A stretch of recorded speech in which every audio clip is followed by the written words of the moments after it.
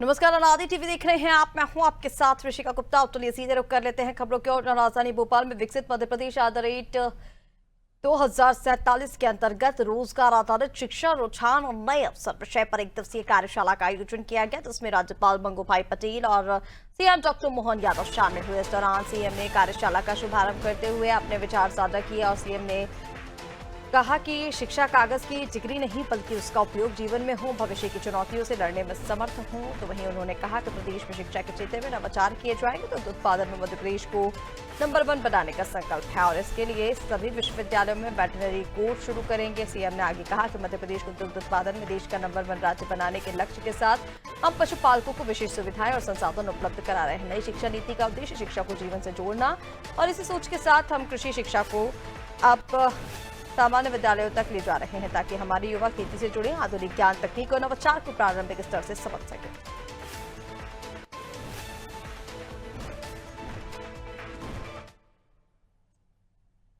राज्य जिसने सबसे पहले शिक्षा नीति 2020 को लागू करने की दिशा में ठोस कदम बढ़ाया था और कई प्रकार के संकायों को बाकी विश्वविद्यालय में भी खोल करके सरकारी स्तर पर भी ये देश में नंबर 1 का हमारा राज्य है, जो उच्च शिक्षा के माध्यम से विद्यार्थियों को वो सारे कोर्स उपलब्ध करा रहा है जिसमें रोजगार परक कई सारे अवसर होते हैं। मुझे इस बात का आनंद भी है कि हाँ, आज ये जब हम कार्यशाला आयोजित कर रहे हैं तो निश्चित रूप से हमारा विभाग और सरकार समर्थ है, वो दिए गए सुझावों के आधार पर ठोस निर्णय करेंगे।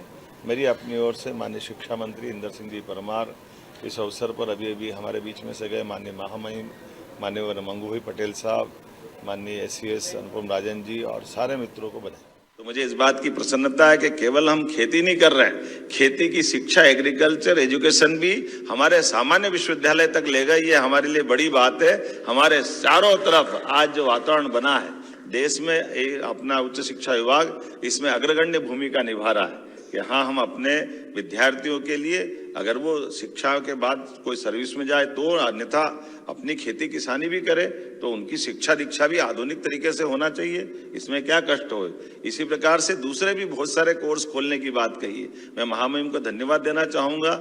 हमने अपनी कई सारी चीज़ों को, बनी बनाई व्यवस्थाओं को, चूंकि 2020 की शिक्षा नीति लागू हुई है, इसलिए बीते समय के कई कठिनाइयों को दूर करने के रास्ते भी हमने परिमार्जित करने का प्रयास किया है, उनको दूर करने का प्रयास किया। हमने कहा कि जब हमने अपने दूध उत्पादन में मध्य प्रदेश देश का तीसरा राज्य है और ऐसे में हमारे दूध उत्पादन के आधार पर हम नंबर 1 पे जाना चाहते हैं कि इस राज्य के अंदर के पशुपालकों को भी उतना मदद मिले। तो जब हम देश में नंबर 1 बनना चाहते हैं, जब 6 करोड़ से ज्यादा पशुधन हमारे यहाँ है, ऐसे में केवल एक वेटरनरी कॉलेज से डॉक्टर को कैसे उसकी पूर्ति कर सकते हैं। इसलिए ये कोर्स भी सारे विश्वविद्यालय में खुलना चाहिए।